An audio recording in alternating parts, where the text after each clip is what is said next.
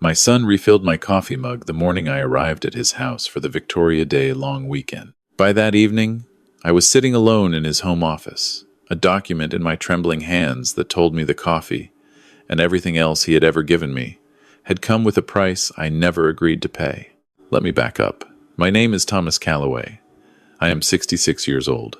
I spent 38 years as a chartered professional accountant, most of that time working fraud investigations for a mid-sized firm in Ottawa.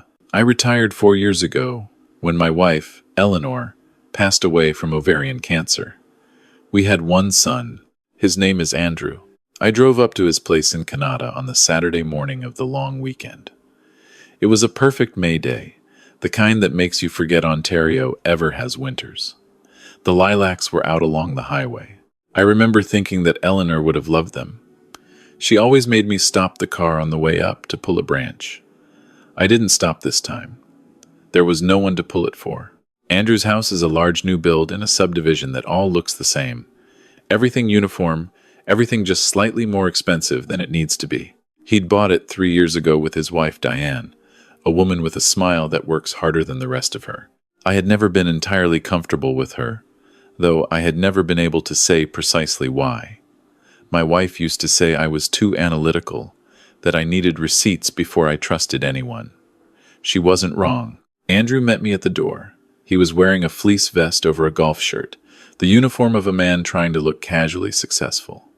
He hugged me the way you hug an obligation. Firm enough to be convincing, brief enough to mean nothing. "Come in, Dad. Good drive up?" "Fine," I said. The 417 was clear. Diane appeared from the kitchen with that smile already assembled. "Thomas, we are so glad you're here. I made coffee, the good stuff." She handed me a mug before I had even taken my coat off. Dark roast. I thanked her and took a sip. It tasted fine. It was just coffee, or so I thought. The weekend moved slowly in the way of visits that are more performance than pleasure. Andrew talked about his consulting business, with the enthusiasm of a man trying to convince himself as much as me. He'd left a steady position at a government contractor in Nepean 2 years earlier to go independent. A bold move, he called it. I had seen his bank statements when he'd asked me to co-sign a loan. I knew what bold had cost him. Diane cooked elaborate meals and mentioned the price of things without being asked.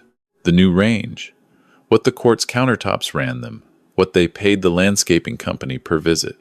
It was the kind of conversation that is really an argument made in the passive voice. They were telling me they were doing well. They were telling me I shouldn't worry.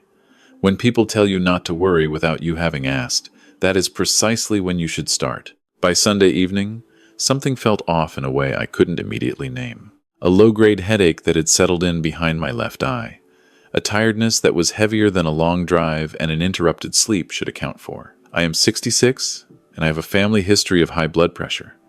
I take Ramipril every morning. I told myself it was the wine, or the sodium in Diane's cooking, or simply the accumulated weight of being somewhere I didn't quite belong. On Monday morning, the holiday itself, I woke early and went to take my medication.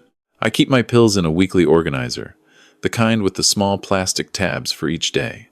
I travel with it every time I leave home. I snapped open the Monday compartment and tipped the single white tablet into my palm. I stared at it. The Ramipril I take is a small, oval tablet, light pink. What was sitting in my palm was white and round, slightly larger than it should have been. Now, most people would have assumed they made a mistake, mixed up the compartments, grabbed the wrong day. But I had been filling that organizer every Sunday night for 4 years. I knew what my pill looked like the same way I knew my own handwriting. I set the tablet on the nightstand and did not take it. Then I sat on the edge of the bed in the gray morning quiet of the guest room and I thought about the headache, the fatigue, the coffee Diane had handed me before I even had my coat off, and the coffee Andrew had placed beside me without asking on Saturday morning, and the one Diane brought out to the patio on Sunday afternoon, appearing at my elbow like she'd been watching for the right moment. I thought about Andrew's consulting business and what I knew about its finances. I thought about the house, the range, the landscaping company. I thought about the loan I had given him 14 months ago, $40,000. A bridge loan, he'd said. 3 months, he'd said. I had seen nothing of it since. I placed the white tablet in a small Ziploc bag I found in the bathroom. I sealed it. Then I got dressed, went downstairs, said I was going to Tim Hortons to get my usual breakfast order since I hadn't slept well and wanted to walk a bit. Andrew offered to drive me. I said I needed the air. I did not go to Tim Hortons. I sat in my car 2 blocks away, and I thought some more. A man who has spent nearly 4 decades following money knows one thing above all else. When something feels wrong in the numbers, it is wrong. You do not talk yourself out of it. You do not give the benefit of the doubt until you have looked at the ledger. I had a tampered pill in my coat pocket and a headache I couldn't account for. That was enough to justify looking at the ledger.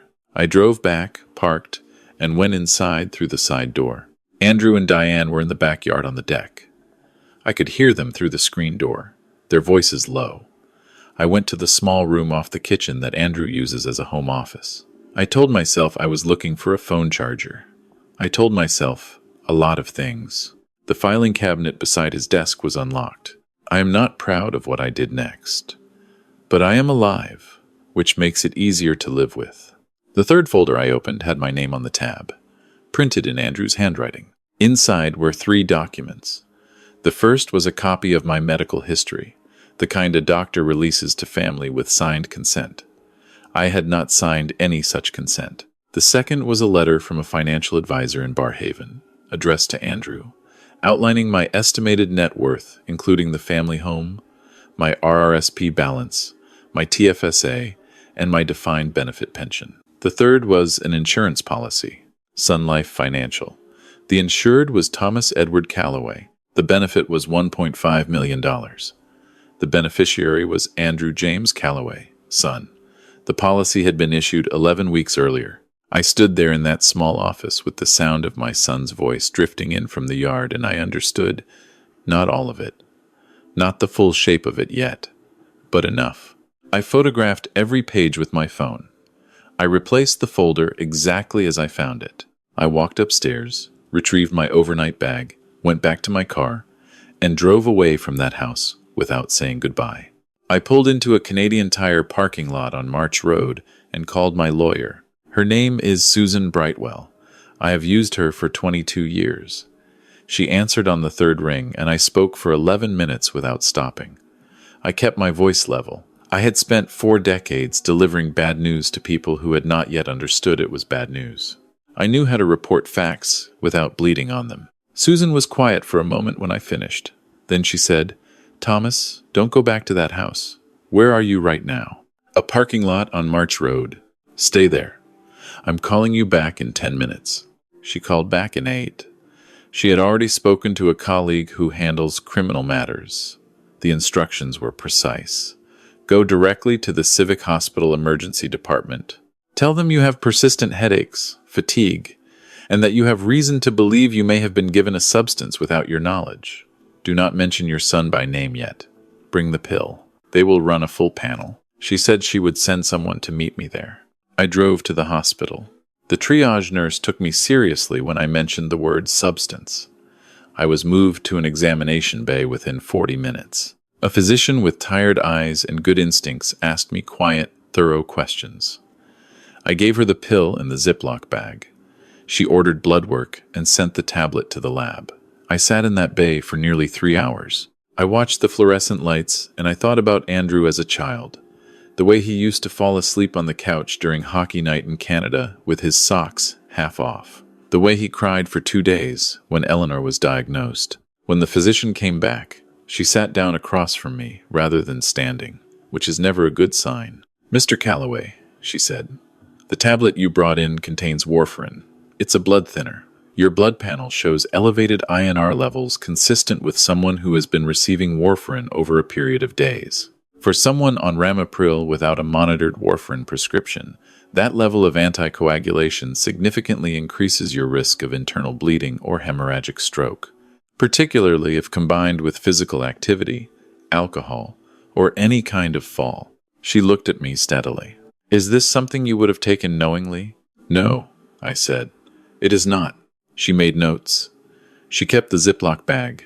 She called the hospital's patient advocate. Susan's colleague arrived 40 minutes later, a quiet man named David Park who smelled of coffee and moved like someone who spent most of his time in courtrooms. He listened to everything. He recorded everything. He told me not to contact Andrew. I went home to my house in the glebe, and I did not sleep. The next morning, a detective from the Ottawa Police Service arrived at my door. His name was Sergeant Hebert. He was somewhere in his mid-50s, with the particular stillness of someone who has learned to hear what people are not saying. He sat at my kitchen table with a notepad and said almost nothing for the first 20 minutes while I talked. When I finished, he picked up the notepad and looked at it for a moment. "Mr. Calloway," he said, "you mentioned you're a former CPA who worked fraud investigations. 38 years. He nodded slowly. Then, the pill, the insurance policy, the medical history they obtained without your consent. That's a lot of preparation. That's what I'm telling you. He looked at me carefully. "What I'd like to do," he said, "is look at your son's finances, with your help in understanding what we're looking at. Are you willing to do that?" "I have been waiting for someone to ask me that question," I said. What followed over the next 4 days was the most painful audit of my professional life. Hebert came back with a financial crimes officer named Patel, a woman who spoke in precise sentences and took notes in a system I didn't recognize but admired. Together, the three of us sat at my dining room table, and I walked them through what I knew and what I suspected. Andrew's consulting business had billed fewer than $60,000 in revenue over its first year of operation. I knew this because he had asked me to review his corporate structure when he started it. I had been optimistic at the time. I had wanted to see potential. That is what fathers do, and it is almost always a mistake. I also knew, because Andrew had told me in a moment of unusual candor about 8 months ago, that he had taken a home equity line of credit against the Kanata house for $220,000. He'd said it was to invest in the business. I had not pressed him. I had not followed the thread the way I would have followed it if his name were on a client file instead of a birthday card. Patel and Hebert followed the thread. What they found, 3 days after our first meeting, was this. The HELOC was nearly fully drawn. Andrew had 4 credit cards across 3 separate banks with a combined balance of $94,000. He had a personal loan from a private lender in Mississauga for $35,000 at an interest rate that, when Patel read it aloud, made Hebert put his pen down. And he owed his business partner, a man who had dissolved their original arrangement 2 years ago, an additional $18,000 in disputed revenue. He was not running a consulting business. He was running a fire, and he had been using borrowed oxygen to keep it burning. "Thomas," Hebert said, setting down the folder. "The life insurance policy was issued 3 months before this long weekend. Warfarin is easy to source. With your blood pressure medication and your age and the dosage they were giving you, a hemorrhagic stroke would have been entirely consistent with your medical profile. No coroner would have questioned it." He paused. This was not an impulsive plan. "No," I said. "It was not. There was one thing they still needed. The tablet from the Canadian Tire parking lot was physical evidence, but the source had to be established. Where had Andrew obtained warfarin without a prescription? Patel spent 2 days working through that question. The answer, when it came, was almost elegant in its stupidity. Diane had a standing prescription for warfarin from 2 years earlier, issued following a minor cardiac procedure, and then discontinued. She had not returned the remaining tablets as required. She had a pharmacist's label on a bottle in her own name. She had simply ground the tablets and added them, Hebert suspected, to the coffee. The coffee Diane always made sure was waiting for me. They also found, through Andrew's email records obtained via warrant, a series of messages between Andrew and the Sun Life broker who issued the policy. Andrew had listed me as unable to attend the signing in person due to mobility issues and had submitted what appeared to be a delegated consent form. The signature on that form was not mine. I compared it to my own signature, and I can tell you with professional certainty that it was not even a particularly good forgery. It was the forgery of someone who assumed no one would ever look closely. That is the mistake people always make. They assume no one will look closely. The case, as Hebert put it, was solid. They had motive, they had means, they had digital records, pharmacy records, a forged document, and a hospital toxicology report. The Crown Prosecutor's Office had been contacted. Arrest warrants were being prepared. It was a Thursday afternoon when Habert called me with this news. His voice had a different quality in it, something tighter and more final. "We can move on this today, Thomas," he said. I asked him for 24 hours. The silence on the other end lasted several seconds. "Why?" "Because," I said, "I want them to understand the full extent of what they've done before anyone outside this situation explains it to them." "One day, detective. Then it's yours." He exhaled through his nose. I could picture him at his desk, rubbing the back of his neck. "You're asking me to sit on an active arrest warrant for a day because you want to have a conversation. I'm asking you to sit on it for a day because some truths are better delivered by the people who were wronged than by the state," I said. "And because I spent 38 years building cases for other people, I would like, just once, to see the closing argument myself." Another silence. Then 24 hours. Not a minute more. I called Susan Brightwell as soon as I hung up. "Susan," I said, "it's time to use the other document." There was a pause, and then she said, "Are you sure?" "I've been sure for 8 months," I said. "I just needed the occasion." 8 months earlier, in September, 2 weeks after Andrew had told me about the HELOC, and 3 months before I knew anything about insurance policies or warfarin or the long weekend in May, I had sat in Susan's office on a Tuesday afternoon and done something I had never told anyone. I had rewritten my will entirely, and I had established an irrevocable trust. I had done it not because I suspected Andrew of planning anything as extreme as what I later discovered. I had done it because I was a fraud accountant who had spent 4 decades watching people make decisions based on money they expected to receive rather than money they had earned. I had seen the HELOC number. I had seen the debt pattern.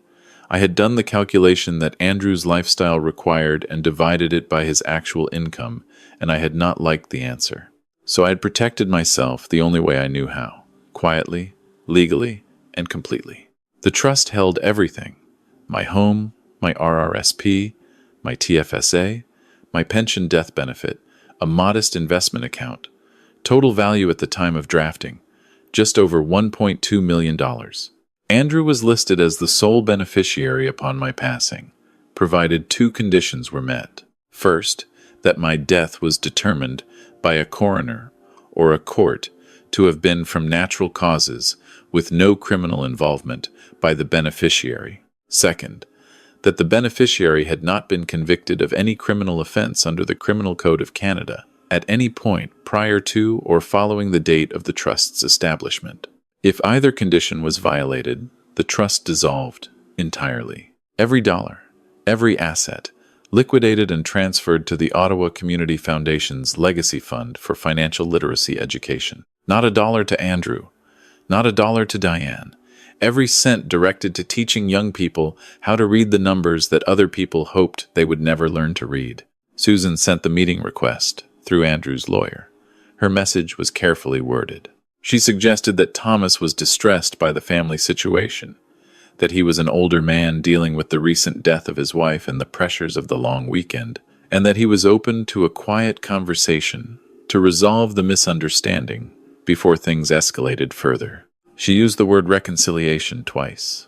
Andrew's lawyer called back within 2 hours. Andrew and Diane were, naturally, devastated by the accusations. Of course they would meet. Of course they wanted to resolve this. Family was everything. They arrived at Susan's Bay Street office at 11 the following morning. Andrew wore a jacket. Diane wore something understated that had probably cost $600. They looked exactly like what they wanted to look like, a devoted couple in the middle of an unfair ordeal. I was already seated at the far end of the conference table when they came in. I did not stand. I did not speak.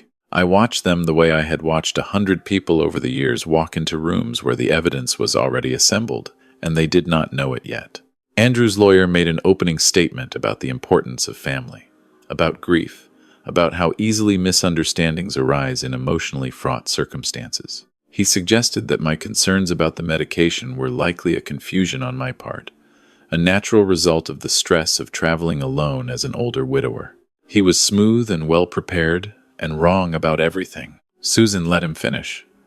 Then she placed a blue folder on the table. "Thank you," she said. "Before we address any of that, I need to share some information about Thomas's estate planning, because I think it's directly relevant to what we're all actually doing in this room today." Andrew glanced at Diane. A small glance, quick and involuntary, the kind that contains an entire conversation. Susan opened the folder and set out a single document. She did not make a speech about it. She simply told them what it was, what it contained, and what it meant. She read the two conditions aloud in the same flat, factual tone she might use to describe a property transfer. The room was very quiet when she finished. Diane was the first to move. She turned to their lawyer with something close to panic starting at the edges of her expression. "Is this legal? Can he do this?" Their lawyer was reading the document. He turned a page. He turned it back. The confidence that had been in his voice 20 minutes earlier was not there anymore. "It is absolutely legal," Susan said. "The trust was established and notarized 8 months ago. Thomas's physician signed a certification of mental capacity the same day. We have a full video record of the signing process. It is irrevocable."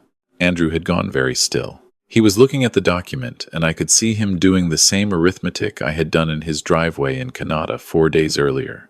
He was calculating what this meant. He was understanding, for the first time, the full shape of the room he had walked into. "Dad," he said finally, his voice stripped of the smoothness it usually carried. He looked at me directly. "Dad, just tell me what you want. We can work this out. Whatever you think happened, we can explain it. Just talk to me." I looked at my son. I looked at the man I had taken to every hockey practice from age 6 to 14, the man I had driven to university in Kingston with a carload of stuff and a feeling in my chest that was both pride and something I had not been ready to name as loneliness. The man who had called me from the hospital when Diane had her cardiac procedure and said, "Dad, I don't know what I'd do without her." I looked at him and I felt something that I can only describe as the closing of a very long account. Not anger, not grief anymore. Just the final balancing of a ledger that had been accumulating losses for years that I had refused to acknowledge. "I have nothing to say to you," I said. I said it quietly. I said it without malice. It was simply true. There was a knock at the conference room door. Susan looked at me. I gave a small nod. "Come in," she said. Sergeant Habert entered. He was in plain clothes, but he had a uniformed officer with him. He held up his identification for the benefit of the room, though by that point identification was probably unnecessary. The air had already changed. "Andrew Peterson," he said, and then corrected himself immediately. "Andrew Calloway. Diane Calloway." He read them their rights under the Canadian Charter in the measured cadence of someone who has done this many times and has never found it routine. The charges were conspiracy to commit fraud, insurance fraud, criminal negligence causing bodily harm, and 1 count each of administering a noxious substance. Diane began to cry, not the theatrical crying of someone performing distress, but the quiet, broken crying of someone who has just understood that a plan they believed was invisible has been visible for a very long time. Andrew did not cry. He looked at me as the officer moved toward him. He looked at me the way you look at someone when you are trying to find the version of them you recognize and cannot. His hands went behind his back without resistance. The handcuffs made a small sound that seemed too large for the room. I did not look away. I owed him that much. To not look away. The trial took 9 months. The Crown prosecutor was thorough and methodical. The defense tried to argue confusion on my part, a pattern of paranoia following my wife's death. They submitted a letter from a psychologist they had retained who had never met me. Susan and David Park spent 40 minutes cross-examining that psychologist. The jury deliberated for 2 days. They were convicted on all counts. Andrew received a sentence of 6 years. Diane received 4 years and 6 months. The judge, in her remarks before sentencing, used the phrase deliberate and calculated breach of the most fundamental trust, referring not to the legal trust document, but to the relationship between a parent and a child. I wrote that phrase down. I keep it in the drawer of my desk. I do not know exactly why. The trust dissolved automatically upon conviction, as it was written to do. Susan handled the transfer. The Ottawa Community Foundation received the full liquidated value. In the letter I wrote to accompany the transfer, I asked that the funds be designated specifically for financial literacy programming in secondary schools, with a preference for programs serving first-generation Canadians who had no one at home to explain to them how money actually works and how the people who love you can use it against you if you are not paying attention. I signed the letter, Thomas Calloway, CPA, retired. I meant the retired part differently than I had before. What I have now is my house in the glebe, my pension, and the particular silence of a home where everyone who was supposed to grow old with you is gone. I am not going to tell you that silence is peaceful. It is not, always. Some mornings it is simply silence. But I want to tell you something I have been thinking about since the verdict. I did not win anything in that courtroom. My son is in a federal correctional facility in Ontario. My daughter-in-law is elsewhere in the system. The money is gone, distributed, unreachable. I am 66 years old, and I am alone in a house full of photographs of people I cannot call anymore. What I have is clarity. That is not nothing. After a lifetime of sorting through other people's frauds and falsified accounts, I finally understand that the most dangerous ledger is the one you keep for the people you love. The one where you absorb losses that should have been flagged years earlier, because flagging them would require you to admit what the numbers mean. My wife used to say I needed receipts before I trusted anyone.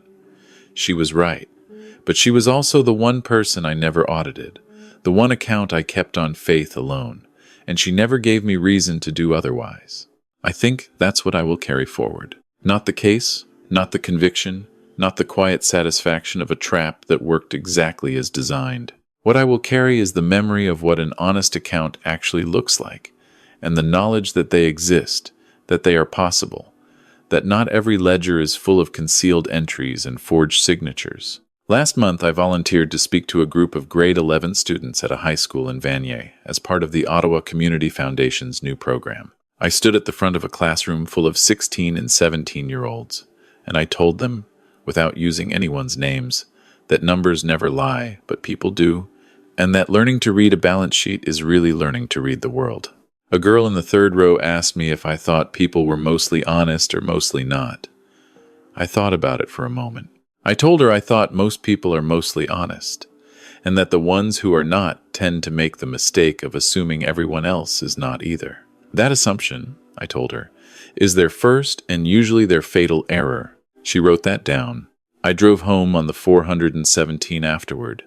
The lilacs along the highway are long finished for the season, but I stopped the car anyway, just for a moment, on the shoulder. I sat there with the engine running and the autumn light coming across the fields, and I thought about Eleanor pulling a branch through the car window, laughing at me for always being in such a hurry to get where we were going. I am not in a hurry anymore. I think that, at 66, after everything, is the closest thing to freedom I have found. You are watching from somewhere, and I hope wherever that is, you have people around you who are exactly what they appear to be. If you do, hold on to them. If you don't, pay attention to the numbers. They always tell the truth eventually.